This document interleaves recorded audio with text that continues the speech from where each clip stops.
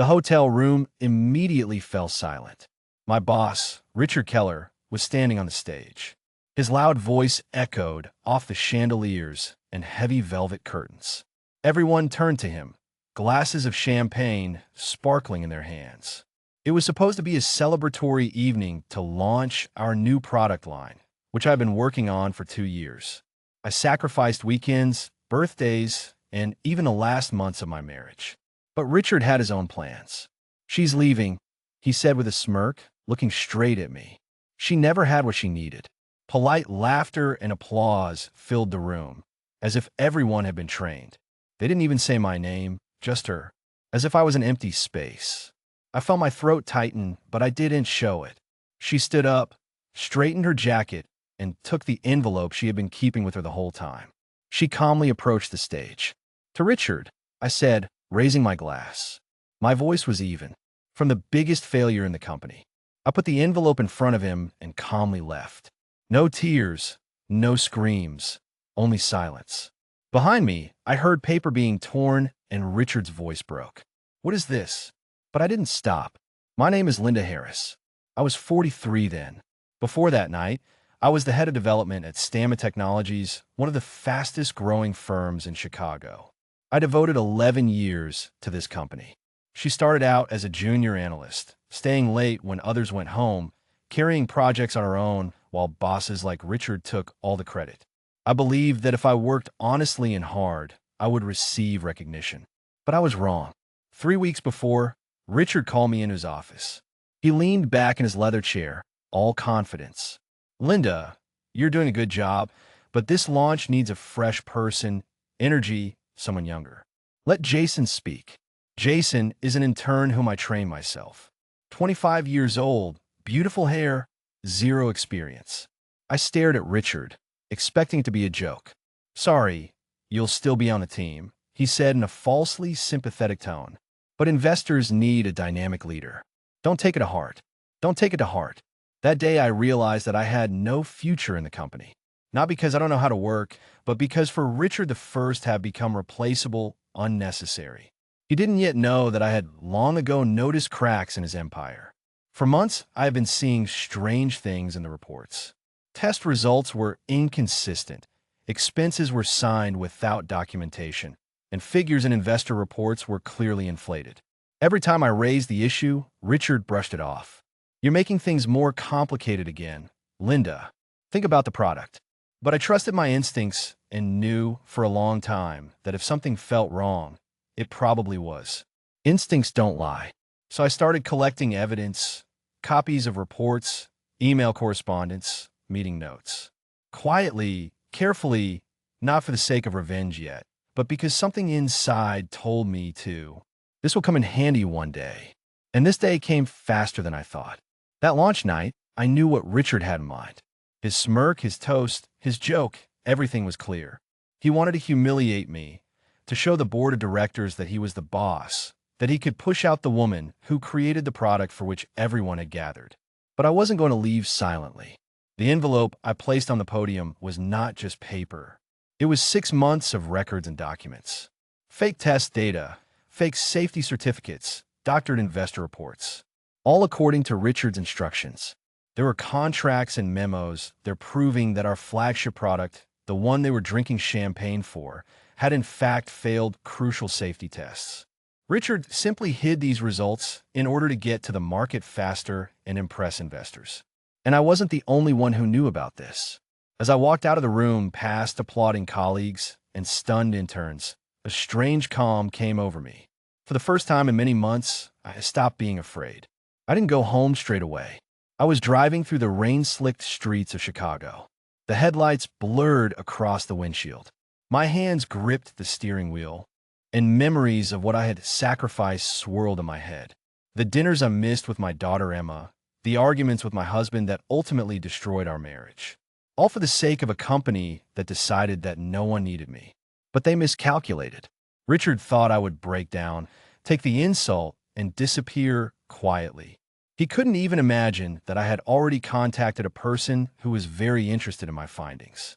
His laughter on stage was still ringing in my ears when I pulled up to the house.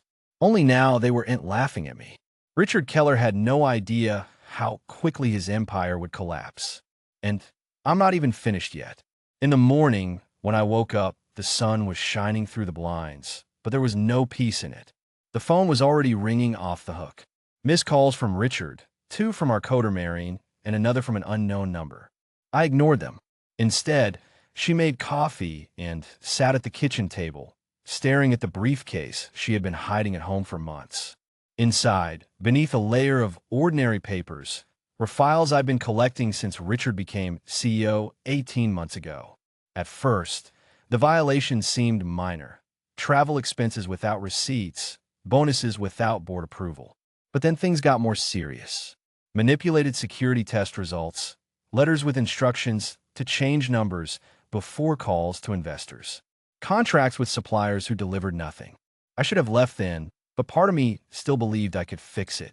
I always thought that my job was to protect the company to which I devoted more than 10 years. But opening the briefcase, I realized that now it was not about protecting Stanmort. Now we had to protect ourselves and, perhaps, the people who trusted our products in their lives. By midday, the calls had turned into voice messages. Linda, this is Richard. We need to talk. You're making a mistake. This is Marion from HR. Call back urgently. We need to discuss the resignation documents. And finally, the message that made my stomach clench. This is Daniel Bricks, a lawyer for Stanmore Technologies. You are obliged to return the documents that you took. Otherwise, legal action may be taken. Legal measures. They acted quickly, but I didn't waste any time either. At 2 p.m., I drove to the west side of the city to a small bank where I had long had a safe deposit box. The bank employee smiled when she recognized me as a regular customer. Good morning, Ms. Harris. I nodded politely and asked for access to the cell. Inside, I placed copies of the files that were most dangerous to Richard, fake security test results, letters with his initials approving them, and doctored investor presentations. I closed everything securely. I wasn't naive. She knew that evidence at home could disappear if a robbery were to occur by accident. But documents in a bank safe are much more difficult to erase. Returning to the car, I sat for a long time, looking at the steering wheel. The heart was beating so hard that it seemed to be audible from the outside. This is not a game anymore. Richard didn't just want to humiliate me at the party. He wanted to silence me. In the evening, I called Emma's daughter. She was 21, a senior in college, and working part-time at a bookstore. Mom, what's going on? She asked as soon as she picked up the phone. I saw on the internet that they wrote that you left Stanmort. I hesitated. I didn't want to disturb her, but I couldn't lie either.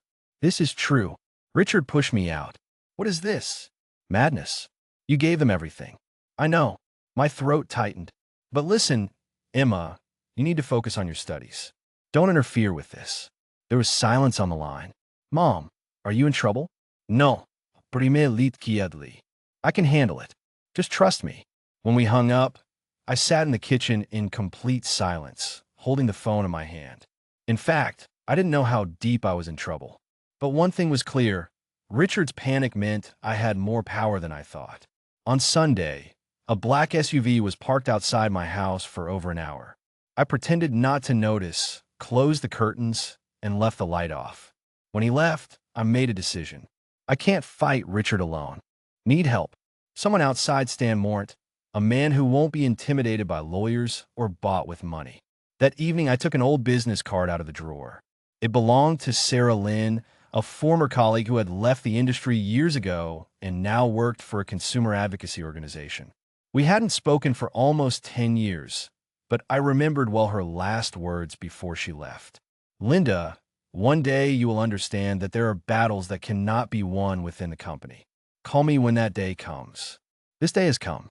My hands were shaking as I dialed her number. On the third ring, she answered. Linda Harris, she said calmly, confidently, as if she had been expecting my call all this time. Tell me what you have.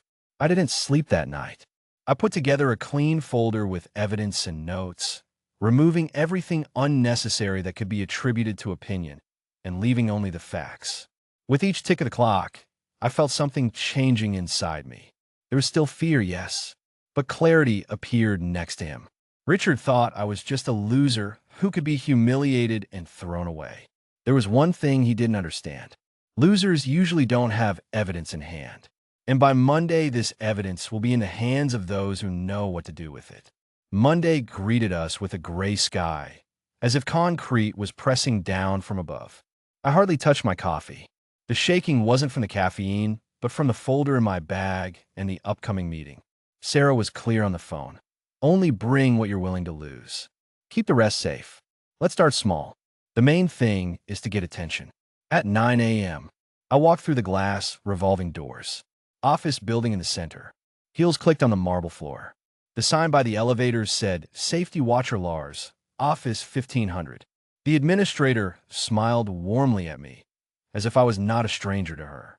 Miss Harris, Sarah is waiting for you. In the conference room, Sarah stood up to greet me. Gray strands appeared in her hair, but her eyes remained just as attentive and piercing. She gave me a short hug and gestured to two people at the table. This is Mark Collins, an investigative journalist from the Tribune. And this is Alicia Morales, a lawyer who specializes in whistleblower defense. I caught my breath for a second. Everything turned out to be much more serious than I expected. I thought we would discuss the plan, the options, and now in front of me sat people who could take the story public and defend me in court. I put the folder on the table. The voice was quiet but firm. This is just a part of what I collected, but enough to show the system. Mark immediately leaned forward, leafing through reports, correspondence, and financial documents. His brows furrowed. If these security certificates are fake, this is a huge responsibility. There are product recalls, lawsuits, and even criminal cases.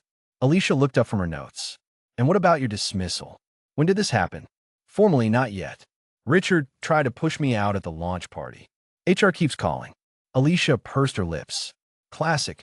They want you to sign papers and give up your rights before you understand what your advantage is. Don't sign anything, neither an agreement nor a resignation letter. Sarah placed her palms on the table. Linda, you have to understand that if you enter this game, there is no turning back. Richard will play dirty. The company will portray you as evil, unstable, anything else, just so they don't believe you. Are you ready? I thought about Emma, about the years when I skipped bedtime stories and her games for work, about the envelope I placed on the podium in front of Richard, about the way his smug face turned red, about the black SUV outside my house. Yes, I said quietly. I'm ready. The meeting lasted 3 hours. We have drawn up an action plan. Alicia will file for federal whistleblower protection to ensure any retaliation can be challenged in court.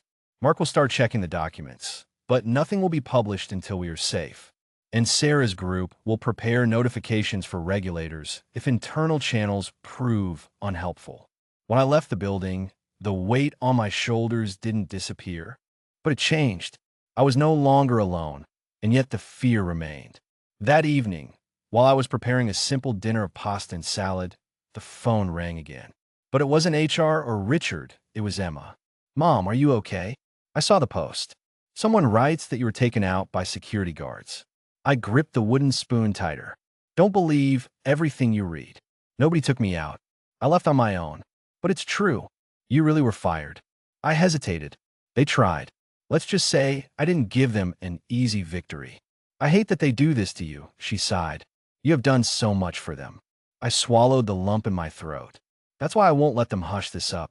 Someday you will understand the importance of standing your ground, even if it costs you a lot. There was a pause on the line.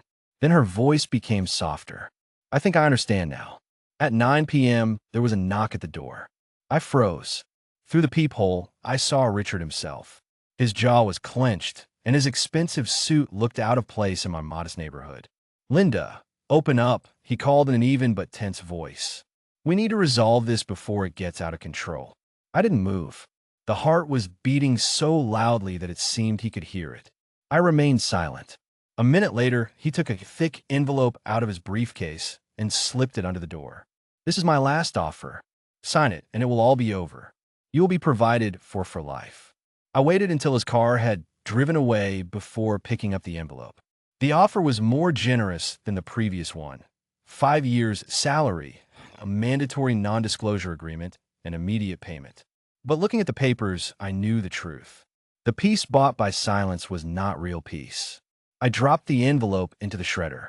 The sound of tearing paper was louder than his voice in my memory. That night, I lay in bed sleepless.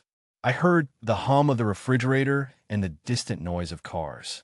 Richard thought money would shut me up. I thought fear would hold me back. But the truth was stronger than my fear, stronger than him. And by the end of the week, the world will know her. Alicia called at 8:07 a.m. on Tuesday. Her voice sounded cheerful. I was still barely awake. The documents have been submitted, she said. A request for federal whistleblower protection has been submitted. Formal complaints have been filed with the Federal Product Safety Commission and the SEC. The main thing today is to save all the records. Never meet people from Stanmouth alone. Got it, I replied, watching the steam from the coffee rise up like an alarm. By mid-morning, Sarah had connected me to a secure video meeting with her team. She explained 2 lines of action. Internal notice to Stan Morant's audit committee so they don't feign surprise. And external for their lawyers. Once they are officially warned, destruction of evidence becomes a big problem for them. Half an hour later, an email arrived in my inbox from Stan Morant's outside lawyers. There was an order for all employees to save emails, messages, drafts, and even handwritten notes related to product testing and investor communications. I didn't know whether to be happy or scared about this. Such an order meant one thing. They realized that this was a serious matter. After lunch, Mark, a journalist, called. "I'm still checking the facts," he said calmly. Already spoke with 2 engineers. They confirmed the pressure through tests. One is willing to speak anonymously. I'm looking for a laboratory. There was talk of an independent laboratory testing batteries and heat resistance. Late in the afternoon, Mark sent a message. The lab manager declined to comment, but gave report numbers that matched yours. This is the maximum confirmation before publication. A small but important victory. On Wednesday, the pressure changed. A letter came from HR. My status is being reviewed. They invite you to a meeting to discuss mutual options. Alicia answered for me. Everything only through a lawyer. A minute later, an unknown number rang. "Ms. Harris is Robert Ames, chairman of the audit committee. We would like to talk to you today." "Contact my lawyer," I replied. He exhaled heavily, the sigh of a man who realized that the ground was slipping from under his feet. In the evening, Emma came with food and anxiety in her eyes. We ate in silence at my kitchen table, just like we had long ago when she was doing her homework nearby. "Are you scared?" she finally asked. "Yes," I said honestly, "but fear doesn't mean I'm wrong." She took my hand. "I'm proud of you, Mom." On Thursday, everything sped up. Alicia confirmed. SAC assigned a case number and began an investigation. And the Product Safety Commission has scheduled a preliminary call for Monday. Sarah's team prepared a press statement in case Stanma Morant started attacking me personally. Mark called at 5:20 p.m. "The editors have approved the article for tomorrow morning," he said. "We use careful wording. Everything is confirmed by documents and several sources. Your name is mentioned only as it was already in the public records of the former head of the development department. Are you ready?" No one is ready to have their life turned into a headline. But I said yes. I could hardly sleep. At 6:03 a.m. Friday, my phone vibrated with a link to an article. The title was calm, without unnecessary drama. Documents indicate that security issues arose even before the launch of Stamma Technologies products. The first paragraph said it all in simple terms. Internal emails and reports showed failed test results. Management still demanded that the product be launched. There was no information on the failure rate in the investor presentations. By 7 a.m., my phone was flooded with messages. Former colleagues wrote quiet thanks. Someone forwarded a dry message without comment from Stan Morant's PR department. At 7:42 a.m., a letter was sent out to the entire company.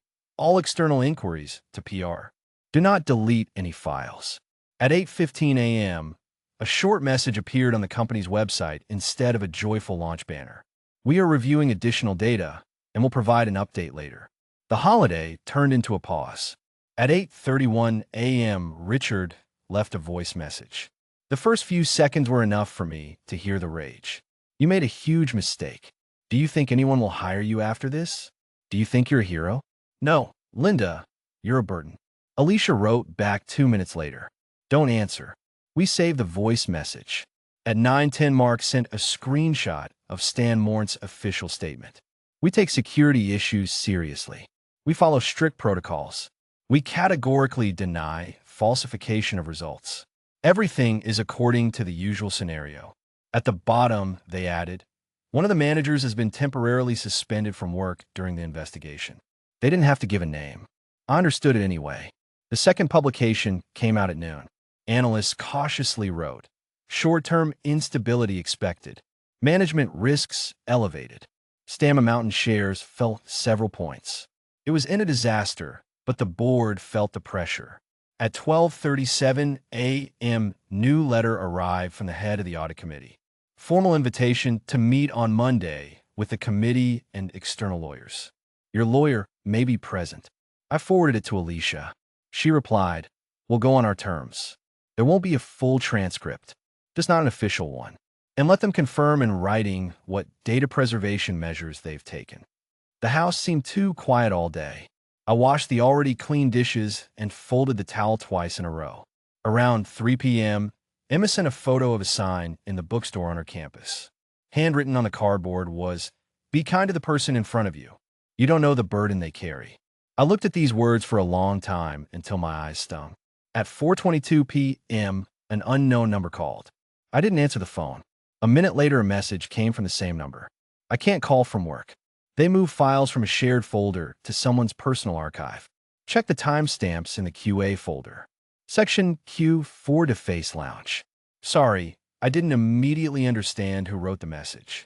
The initials were unfamiliar, but the details were too precise to ignore. I immediately called Alicia. If it changed the timestamps after the official ban on touching the files is in place, that's serious, she said. Send me everything. We will notify lawyers and regulators immediately. I forwarded the message from Sorry. She replied within a few minutes. We will take pictures of all public materials and note any changes. Don't blame anyone directly. Winter light, fast gas. I was sitting in the living room without a lamp. For months, maybe even years, the truth lived only within me, heavy and sharp. Now I was out there, documented, time-stamped, read by strangers over morning coffee. It should have gotten easier, but it was like standing in the doorway of a burnt-out house and counting what was left. At 189 minutes, a new letter arrived from an address I didn't expect, .com, no subject. Just one suggestion. You don't understand what you've done. I closed the laptop and left the room in the dark. He was wrong. I understood perfectly well what I had done. And on Monday, in a glass-walled conference room, with dozens of eyes watching, I will repeat it all again. The air in Stamma Mornt's office was different on Monday morning. The eyebrow disappeared before presentations and calls to investors. There was silence, broken only by the nervous steps of the employees who avoided their eyes. Alicia walked alongside, calm and confident. We were escorted into the meeting room. There was already a stenographer sitting there. Fingers hovered over the keys. At the long table are the audit committee, external lawyers, and Richard himself. The jaw is tense. The suit is impeccable, but the confidence that once shone in it is gone. Ms. Harris, the chairman began. Thank you for coming. We want to assure you that this meeting is for complete transparency. I remained silent and slid the thin folder across the table. Alicia spoke for me. Here are additional documents, letters and reports already submitted by the regulator. We are awaiting written confirmation of how the company plans to preserve all evidence. Richard leaned forward. His voice became sharp. You're destroying this company, Linda. Do you understand this? I looked him straight in the eyes for the first time. No, Richard, you did that when you decided that profit was more important than safety. I just didn't let you hide it. Silence reigned in the room. The stenographer's keys clicked, recording every word. For 2 hours, I answered questions calmly. There are no guesses, no emotions, just the truth on paper. By the end of the meeting, the council members were turning away from Richard. Their silence was louder than any verdict. When it was all over, Alicia packed our things. We went outside. The frosty air burned my cheeks. She exhaled. That's it, Linda, you've done your part. Now they will sort it out. A few weeks later, headlines confirmed what we already knew. Stanma Morn has announced a recall of its main product. Regulators have launched a full investigation. 2 board members resigned, and Richard Keller was suspended pending a federal investigation. My name was not mentioned in official statements, but rumors were circulating. Some consider me an informant, others a traitor. It didn't matter to me. I had Emma and a strong feeling. I didn't turn away when it mattered. One evening, while sitting with her daughter over takeout, she quietly asked, "Mom, are you sorry?" I remember the years spent at Stan Morning, the sleepless nights, the humiliation of that presentation, and then that folder, the stenographer, the whole truth spoken out loud. "No," I finally answered. "My only regret is that I trusted the wrong people for too long, but I don't regret standing up for them when it was needed." Emma smiled slightly. "This is what I will remember, Mom. Not the company, but you. And this, more than any pension or position, became a legacy with which I could live peacefully."